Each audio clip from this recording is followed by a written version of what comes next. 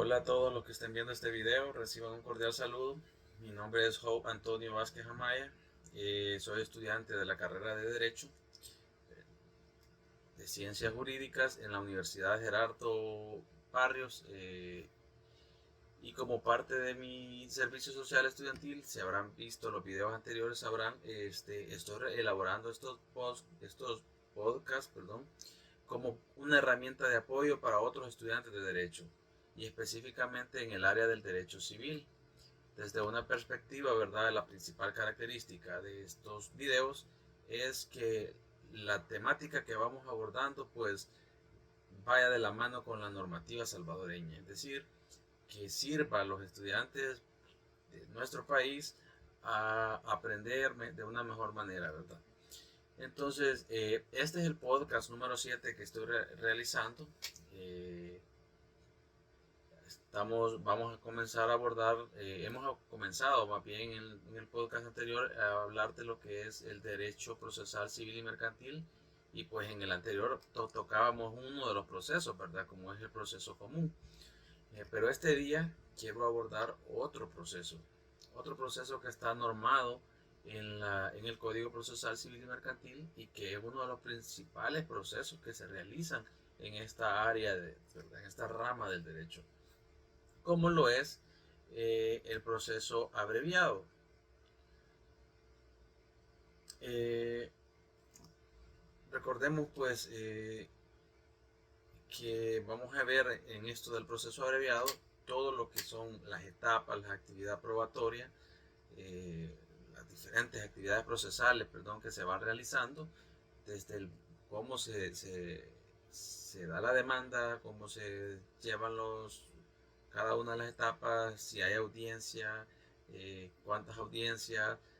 Si no han visto el video anterior, pues sería muy importante verlo, sería muy de mucha utilidad, puesto que en aquel abordábamos lo que era el derecho, el proceso común. Y en este vamos a abordar otro proceso que es el abreviado, y pues al haber visto ambos videos vamos a poder hacer una comparación entre ellos, ¿verdad?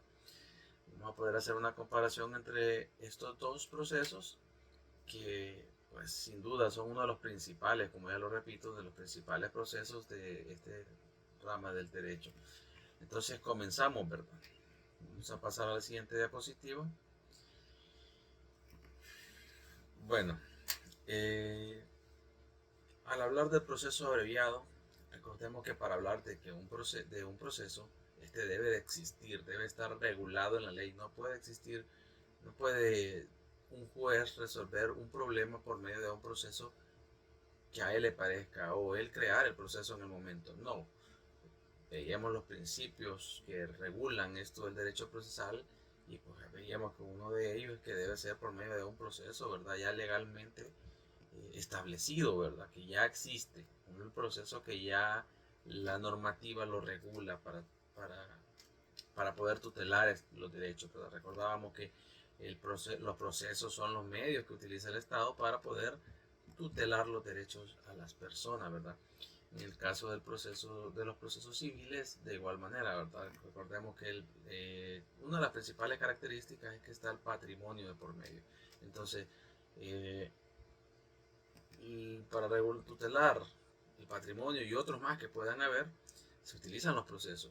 Y uno de ellos, y el segundo que vemos en este podcast, es el abreviado. Este está regulado en el artículo 241 del Código Procesal Civil y Mercantil.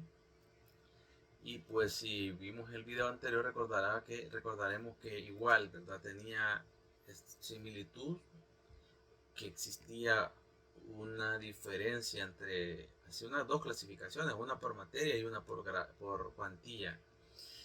Entonces, eh, comenzaré abordando, ¿verdad? El ámbito del proceso abreviado, puesto que es necesario entender, ¿verdad? En qué momento podemos acceder mediante este tipo de proceso. Esto lo encontramos regulado, ¿verdad? En este artículo, y que establece dos regulaciones, así, ¿verdad? Dice, se decidirán por los trámites del proceso abreviado las demandas cuya cuantía no supere los 25.000 colones o su equivalente en dólares, es decir, $2.857. Y también nos dice, además se decidirán por este trámite, cualquiera que sea su cuantía, las demandas de liquidación de daños y perjuicios, las demandas de oposición a la reposición judicial de títulos valores, las demandas relativas a la disolución y liquidación judicial de una sociedad y las demandas de nulidad de sociedades. Es decir, cuando sea de esta materia, de este tipo de demandas, cuando traten de este tipo de pretensiones, entonces se decidirán por el procedimiento abreviado. Sin lugar a dudas, cualquiera que sea su cuantía, nos dice, será procedimiento abreviado. Ahora bien, cuando son de otro tipo de pretensiones, lo que se presenta, pero su valor o la cuantía, lo que se está reclamando, no supera los $2.857, entonces también será proceso abreviado.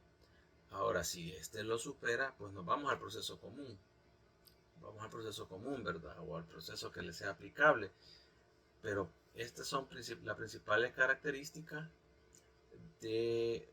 para poder estar dentro de un proceso abreviado. Esta es la regulación, esto es lo que la normativa nos dice.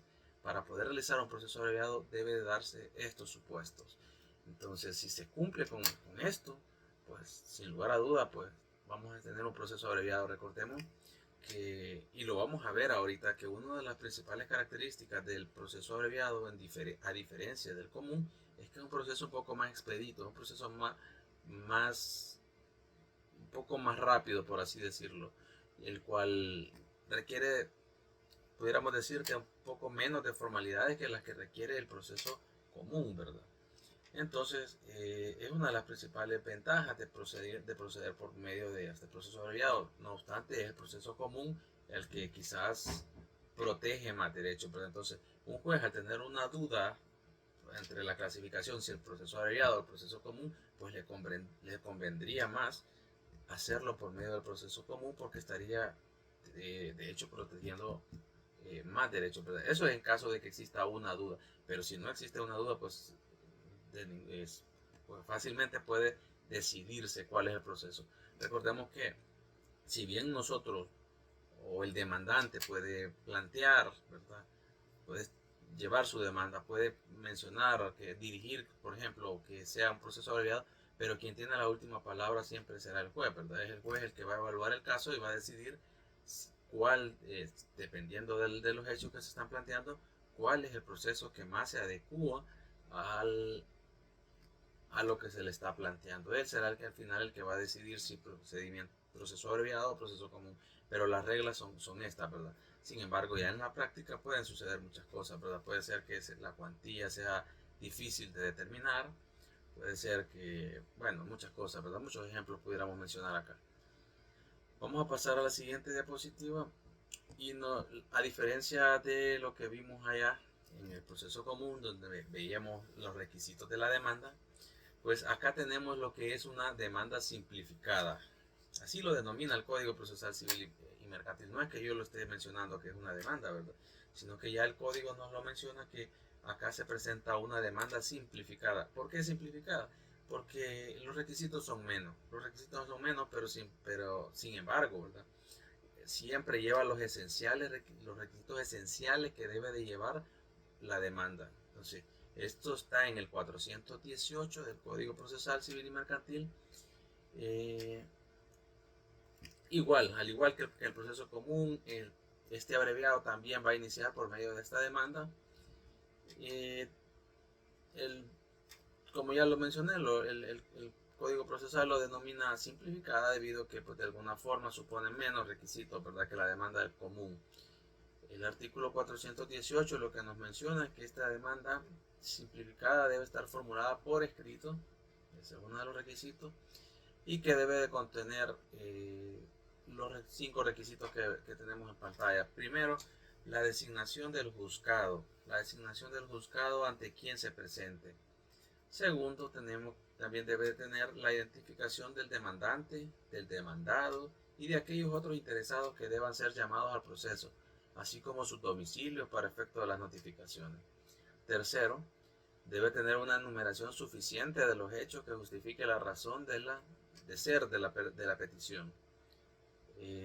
Cuarto, debe plantearse la petición correspondiente. Y quinto, dice la fecha y la firma en la que se está presentando. Entonces, así sucede, así esto es el primer paso para iniciar este proceso. Una demanda que debe cumplir con estos 5 requisitos. Y igual, ¿verdad? Se presenta ante el juez y el juez será quien decida, ¿verdad? Que si se admite, si se hacen prevenciones o es inadmisible, ¿verdad? Igual, luego sigue la parte como lo vimos en el proceso común. Bueno, vamos a pasar a esta diapositiva que ya nos habla en el artículo 245 del Código Procesal Civil y Mercantil. Nos dice que una vez presentada la demanda podemos tener los siguientes escenarios, ¿verdad? Primero, que la demanda tenga defectos subsanables, lo que ya mencionaba anteriormente, ¿verdad? Eso lo dice el artículo 422. En ese caso, el juez los advierte, otorgando 5 días de plazo para subsanarlos. Si no lo hace, si el demandante no subsana esos defectos, pues se declara inadmisible. Pero si los defectos fueran insubsanables, pues el juez dictará auto determinándola improponible. No puede proceder, ¿verdad? No procede, no puede plantearse ni siquiera la demanda. Lo improponible es que ni siquiera puede plantearse una demanda de este tipo, porque el juez considera que no, ¿verdad? Que no se cumple con los requisitos legales para poderla plantear. Segundo punto, pues recordaremos también en el proceso anterior, que cuando ya el juez la recibe, se genera lo que es el juicio de admisibilidad. El juez decide, pero aquí pues ya en el artículo 421 estamos ya en el supuesto de que ya el juez revisó y ya se subsanaron los defectos o no hubieron defectos y de una sola vez llegamos a este punto y admite la demanda. ¿Qué sucede? Pues el juez procede a resolver por medio de un auto sobre la admisión de la demanda simplificada en el plazo de 5 días desde su presentación. Es decir, el juez no puede tener esa demanda ahí por mucho tiempo tampoco, ¿verdad? Debe de resolver, debe de, por medio de un auto dar su resolución de que sí, ¿verdad? Que sí la admite la demanda. Y debe establecer que eso lo admite por constatar tras el examen de la misma que se cumple con todos los presupuestos procesales y que no tiene defecto. Entonces ahí dicta el auto de admisión. También tenemos el señalamiento de la audiencia, el 223. Nos dice que el juez, habiendo admitido la demanda, también señalará en el mismo auto de admisión el día y la hora de la audiencia. La celebración de la audiencia tendrá lugar en una única convocatoria. Recordamos en el anterior teníamos 2 audiencias, aquí tenemos una única convocatoria, una única audiencia. En la citación se hará constar que la audiencia no se suspenderá por la incomparecencia del demandado y que las partes han de concurrir con todos los medios de prueba que intenten valerse. Ya recordemos, había una audiencia preparatoria y luego una probatoria donde se producía la prueba. Acá no, una sola audiencia, ahí se produce todo. Ahí se van a realizar todas las actividades relacionadas, ¿verdad? Ahí mismo el demandado, ahí presentará la prueba, ahí producirá todo lo que tenga que producirse en esa audiencia única que se realiza, ¿verdad? En los procedimientos abreviados. Como cuarto punto tenemos una reconvención. Eso lo regula el artículo 424 del Código Procesal Civil y Mercantil. ¿Qué nos establece? ¿Qué nos dice este artículo, esta disposición? Nos dice que se puede plantear la reconvención por el demandado, pero dicho planteamiento se hará también en esta audiencia única. Es decir, vemos como acá los diferentes actividades que ya opinábamos separadas o en una audiencia, en otra, acá no, acá todo está como unido, como más junto, por así decir. Vemos cómo se, se lleva a cabo de una forma más simplificada, de una forma más rápida, eh, debido pues que como veíamos anteriormente, no cualquier demanda va a proceder por medio de este procedimiento, sino que veíamos solo aquellas que su cuantía no excedían los 2.800 dólares de infracción, ¿verdad? Recordemos, son demandas poco más pequeñas, entonces el, la normativa permite que estas demandas que son de menor cuantía pues no se lleve un proceso tan amplio como el proceso común, sino un proceso un poco más simple, con menos formalidades, con menos requisitos, por eso lo denomina abreviado, ¿verdad? Abreviado pues viene, ¿verdad?, de un proceso un poco más corto, ¿verdad? Más, se ha acortado un poco más que el otro proceso. Entonces, vamos a pasar a la siguiente diapositiva y vamos a ver, acá tenemos ya lo que es la audiencia. ¿Qué sucede con lo de la audiencia? Bueno, una audiencia única. Lo encontramos regulado en el capítulo segundo del Código Procesal Civil y Mercantil. En el 425 nos establece, aquí podemos ver en pantalla diferentes puntos que se deben de abordar en una audiencia. Y el primero de ellos es el intento de conciliación, ¿verdad? El juez siempre va a intentar resolver las formas de manera pacífica, de manera conciliable, puesto que quien mejor conoce del problema siempre van a ser las partes. El juez intentará resolverlo de la forma que estime conveniente, con los documentos o con las pruebas que se le planteen, pero sin duda el juez nunca va a conocer el caso tan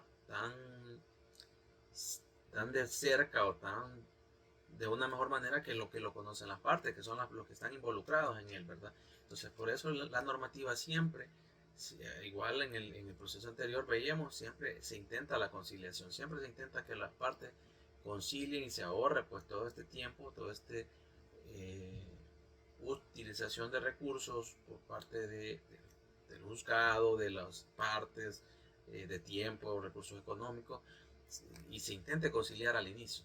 Entonces, el artículo 426 nos habla también de esto, que se debe de intentar conciliar. Ahora, luego tenemos, bueno, el 425 también nos advierte, antes de esto, que la incomparecencia injustificada del demandado no impedirá la celebración de la audiencia, por lo que continuará. Pero en una audiencia normal, donde existen ambas partes, se desarrollará de esta manera que vemos acá. Pero si el demandado no llegara, eso nos dice la normativa, no, eso no es obstáculo para que el juez proceda a desarrollar la audiencia con todas sus formalidades. De ninguna manera, dice, el juez va a continuar. Entonces, pero suponiendo que estaban las dos partes, pero ese era el supuesto que alguno no se había presentado, pero suponiendo que sí se presentan las dos, el juez iniciará con el intento de conciliación de conformidad con el artículo 426. Ahora, no conciliaron, nos vamos al segundo punto, que es las alegaciones de la parte. Eso se encuentra en el 427 del Código Procesal Civil y Mercantil. Si no hay acuerdo, entonces se procede, ¿verdad?, con lo que son las alegaciones. Primero el demandante, para que ratifique lo que ya ha planteado en su demanda o lo amplíe, pero siempre dentro de lo que ya planteó, ¿verdad?, de su pretensión. No puede incorporar nuevas pretensiones, ¿verdad? Solamente es para que él lo pueda expresar. Recordemos que la oralidad es importante en estos procesos, entonces él lo puede expresar y puede explicarlo de una mejor manera. No es lo mismo estarlo redactando en una nota que pues, planteárselo al juez y expresárselo ahí en la audiencia, ¿verdad? Entonces nos dice también eso, ¿verdad?, que en ningún caso podrá hacer en ella una variación sustancial, es decir, sí puede ampliar, pero su explicación, ¿verdad?, no es que va a introducir nuevas nuevos hechos ni nuevas pretensiones. Y luego de que ya se le dio el tiempo al demandado, pues al demandante, ahora el demandado será, ¿verdad?, quien contestará, alegando en primer lugar defectos procesales que él estime, ¿verdad?, y posteriormente afirmando o negando los hechos y los fundamentos de derecho de la demanda. O sea, todo lo que va en su contra, ¿verdad?, él se va a defender. Acto seguido, ¿verdad?, en las mismas alegaciones, el demandado podrá formular su reconvención. Ahí donde él puede plantear una reconvención. El demandante contestará los defectos procesales y alegados. O sea, luego se les da la palabra al otro. En caso de que exista reconvención, se le da la palabra al demandante para que él también se defienda. Bueno, las partes harán uso de la palabra cuantas veces el juez lo estime conveniente. Así nos dice esta disposición. Aquí no hay un límite, ¿verdad?, que es una vez una vez el otro y se acabó. No. El juez puede darle la palabra al otro, pero siempre recordemos que tiene que prevalecer lo que es la igualdad, ¿verdad? Entonces, si se la da a uno para que hable, el otro tiene que también tener el derecho de defenderse, ¿verdad?, en iguales condiciones. Entonces, tercer punto, nos dice que viene lo que es la proposición de las pruebas. Ya se hicieron las alegaciones, entonces después las partes propondrán las pruebas de las que pretendan valerse con relación a los hechos sobre los que no hubiere conformidad. Y el juez admitirá las útiles y pertinentes. Otra vez aquí el juez hace, ¿verdad?, la admisión de estas pruebas, evalúa las pruebas y dice, admite aquellas que son útiles y pertinentes. Estos términos pues ya los veíamos en el podcast que estaba relacionado con la actividad probatoria, ¿verdad? Y veíamos los requisitos que deben de cumplir las pruebas que se van a presentar. Entonces esa es la importancia, ¿verdad?, de los podcasts anteriores. Las partes podrán solicitar con 3 días de antelación a la fecha de la audiencia aquellas pruebas que para practicarse en la misma necesiten diligencia de citación o requerimiento, nos dice. ¿En qué caso puede darse eso? Bueno, algún testigo, ¿verdad? Queremos presentar algún testigo, pues, o algún perito, queremos que el juez lo cite, lo traiga, porque lo queremos interrogar. Entonces nos dice que debe planteársele al juez con anticipación, ¿verdad?, para que el juez también lo cite al testigo y pueda presentarse a esa audiencia. Recordemos que es una audiencia única y pues no hay mucho, y con plazos aún menores, ¿verdad?, que los del proceso común. Bueno, como cuarto punto tenemos entonces lo que son alegatos finales. Esto está regulado en el 429 del Código Procesal Civil y Mercantil. Esto está relacionado con que practicada la prueba, ¿verdad?, las partes formularán oralmente sus alegatos finales. Esto es en la misma audiencia. Recordemos que estamos ahorita hablando de lo que es la audiencia del proceso abreviado. Entonces, el juez o tribunal fijará el tiempo prudencial, nos dice la normativa, para efectuar estos alegatos. Conforme a la complejidad del caso, el juez lo va a evaluar, ¿verdad?, sin que sea menor de 1 hora, nos dice la disposición, ni mayor a 3 para cada una de las partes, pero cada parte podrá utilizar un periodo menor al que le sea asignado, si así lo estima conveniente. Es decir, no es que vamos a ir a 1 hora a hablar. La normativa no da esa opción, ¿no? Él dice al juez, no le vaya a dar menos de 1 hora, ni tampoco más de 3. Pero no es que por ese requisito él debe de ir a presentar un alegato final de 1 hora, sino si lo puede hacer en 30 minutos. No, ¿verdad? Eso es un derecho, recordemos. Si él tiene, recordemos que algo muy importante a veces es saber argumentar, es saber plantear nuestras pretensiones, saber hacer los argumentos claros y precisos, ¿verdad?, de manera que el juez pueda entenderlo fácilmente. Entonces, entre más extendemos a veces nuestros argumentos, puede ser que al final sean un poco más confusos, tiendan a confundir, ¿verdad?, a la persona que los está escuchando, que en este caso sería el juez. Entonces, no es necesario, ¿verdad? Claro, puede ser que el caso sea complejo y entonces ahí sí, ¿verdad?, se requiere incluso hasta las 3 horas, ¿verdad?, que es el máximo que da pero pues todo eso será, quien debe de autorizar eso es el juez, ¿verdad?, y debe de dar igual tiempo a ambas partes, ¿verdad? Y por último tenemos ya lo que, como concluye todo proceso, la sentencia. Que esto después, ya terminada la audiencia, el juez o el tribunal deberá dictar, nos dice, el fallo de la sentencia y una sucinta motivación de la misma. Esto lo encontramos regulado en el artículo 430 del Código Procesal Civil y Mercantil. Esta es la sentencia, recordemos, relacionada con este proceso abreviado que estamos viendo, ¿verdad? Si la complejidad del caso lo amerita, nos dice el mismo artículo, el juez podrá interrumpir la audiencia por un máximo de 3 días hábiles. Veamos que todo tiene tiempo. Y citando nuevamente a las partes dentro de dicho plazo para anunciarles el fallo respectivo. Solamente para eso, no es que va a ser otra audiencia ya, solamente porque el juez considera que el tiempo para resolver pues, requiere de cierta complejidad y pues le llevará cierto lapso de tiempo que no van a estar las partes ahí en la audiencia esperando. Entonces la normativa lo faculta para esto, ¿verdad? Para interrumpir la audiencia por 3 días hábiles y pues, plantear su fallo. Y luego convocar a las partes, pero solamente para notificarles la resolución, ya no para volver a hacer otra audiencia, no, ¿verdad?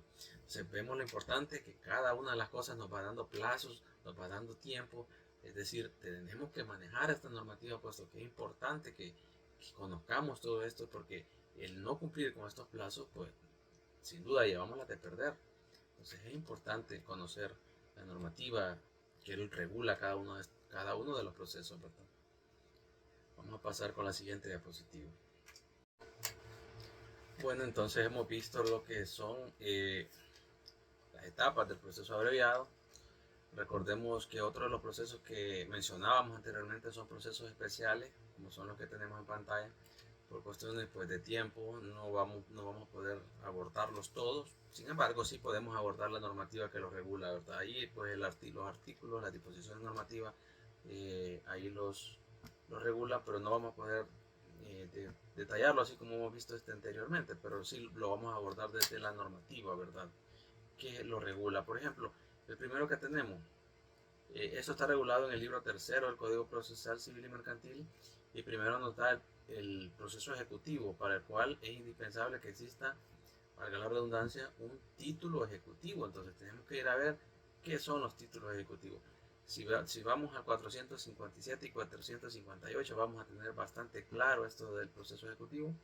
El 57 nos establece que son títulos ejecutivos que permiten iniciar el proceso los instrumentos públicos, los instrumentos privados fehacientes, los títulos valores, las constancias, libretas o recibos extendidos por las instituciones legalmente autorizadas, las acciones que tengan derecho a ser amortizadas total o parcialmente, por las sumas que hayan de amortizarse, las pólizas de seguro y de reaseguro, las pólizas de fianza y reafianzamiento, acompañado de la documentación que demuestre que la obligación principal se ha vuelto exigible. También los instrumentos públicos emanados de un país extranjero cuando se hubieran llenado las formalidades requeridas. Y nos dice también los demás documentos que por disposición de ley tengan reconocido este carácter. Es decir, debe existir un título ejecutivo para poder iniciar este tipo de proceso. El 58 lo que nos dice es que el proceso ejecutivo podrá iniciarse cuando el título ejecutivo correspondiente emane una obligación de pago exigible, líquida o liquidable, con vista del documento presentado, o cuando los títulos ejecutivos se refieran a deudas genéricas u a obligaciones de hacer. Esto es lo que se da en un título ejecutivo, es la forma de cómo se lleva un título ejecutivo. También tenemos el proceso posesorio, ese lo regula el 471 del Código Procesal Civil y Mercantil, que nos dice que, bueno, este artículo regula el ámbito de aplicación y nos establece también las disposiciones de este proceso, ¿verdad?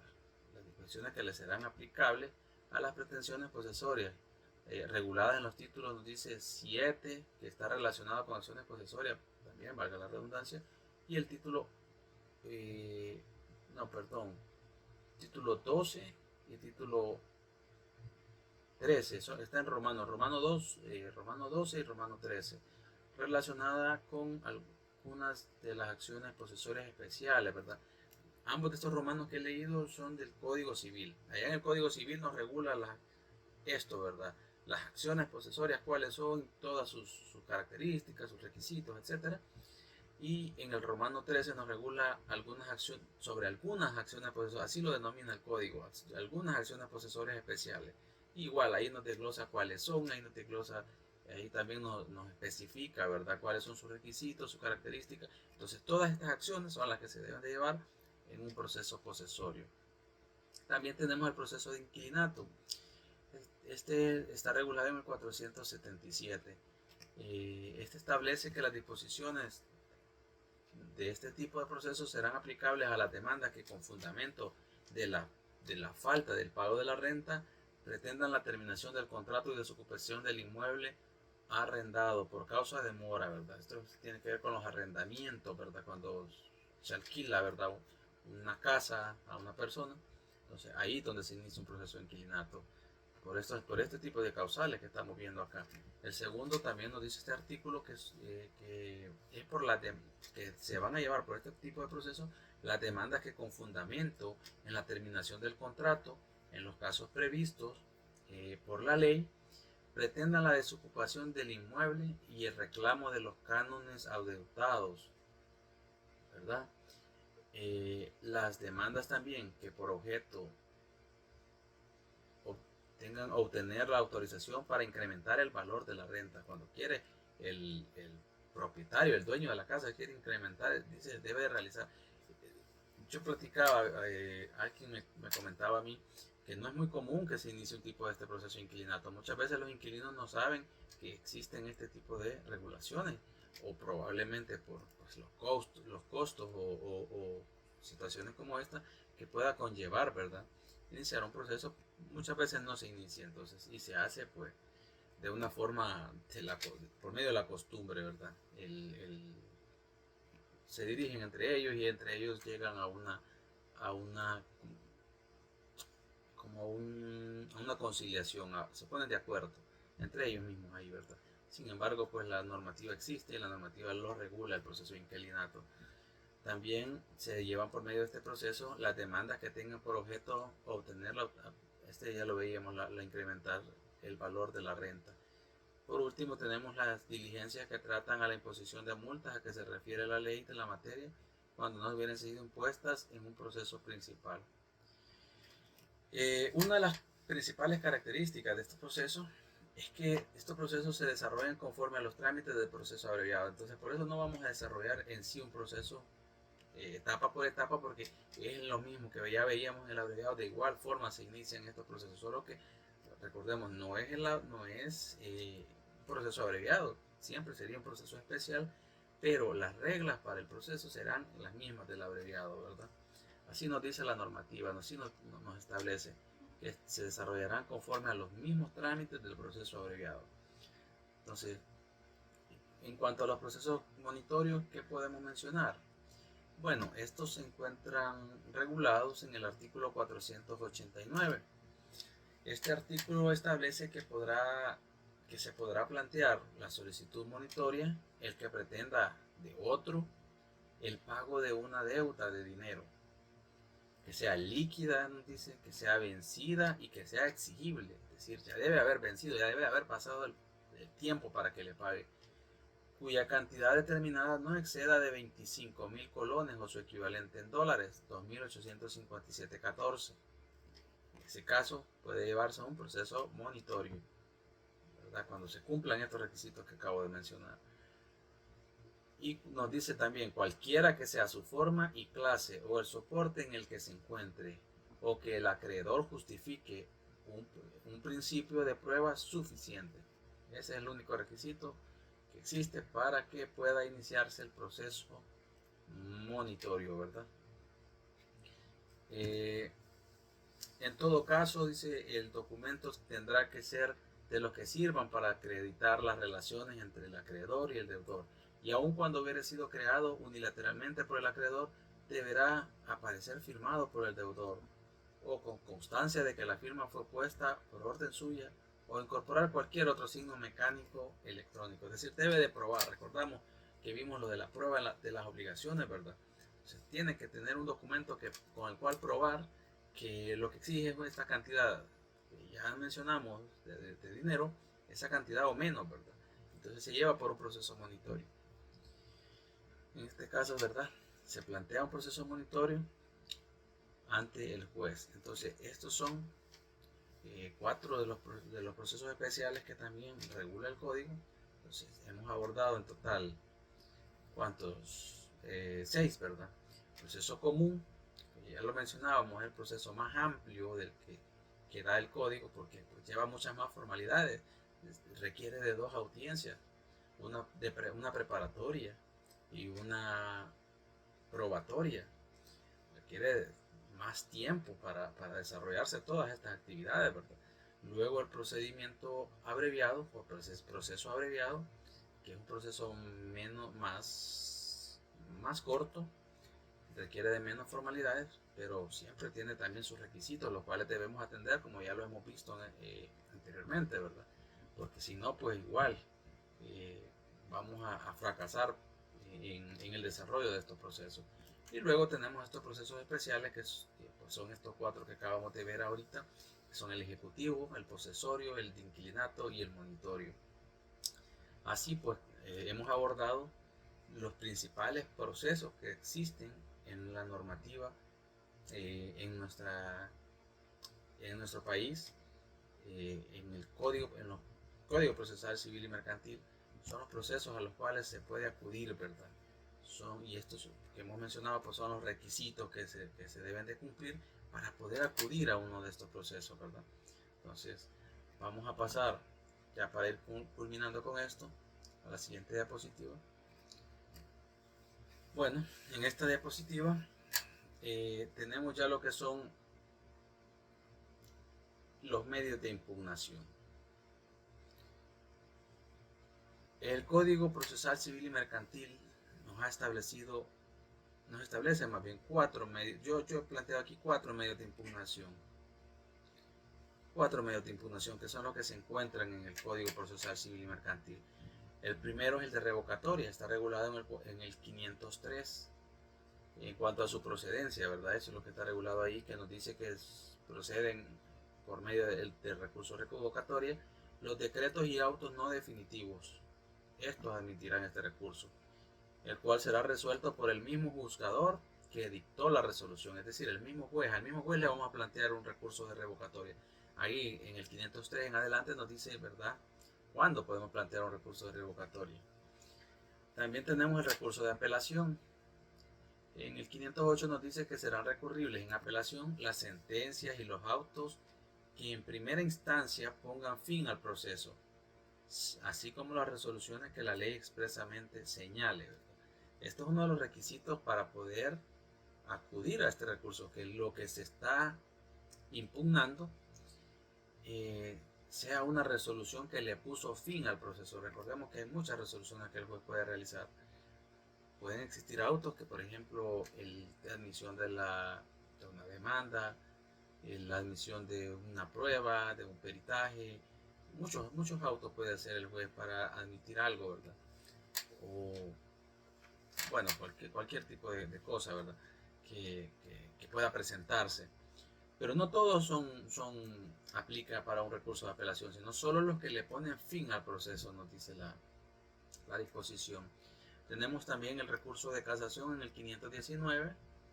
Nos dice que este recurso nos dice que admiten este recurso,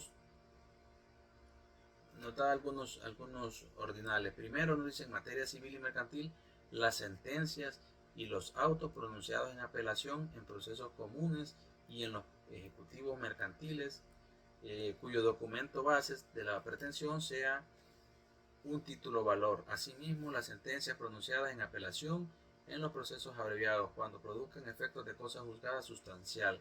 Segundo, en materia de familia, bueno, aquí nos habla de materia de familia, ¿verdad? La sentencia correspondiente en los términos en que determina la ley procesal de familia. Bueno, eso es aparte, recordemos que estamos en civil ahorita, ¿verdad? Y pues después nos habla de materia de trabajo. Eso es verdad. Y en el 519 en adelante vamos a ver regulado lo que es el recurso de casación, ¿verdad? Ya este es como el tercer recurso que se puede interponer.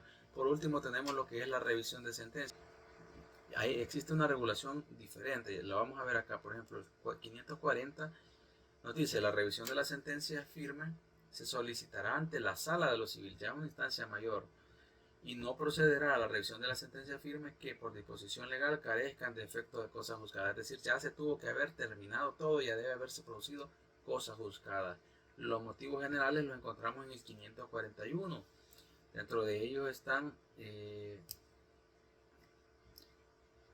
si después de pronunciada la sentencia se recobraren o obtuvieran documentos decisivos, nos dice que puedan cambiar esta resolución.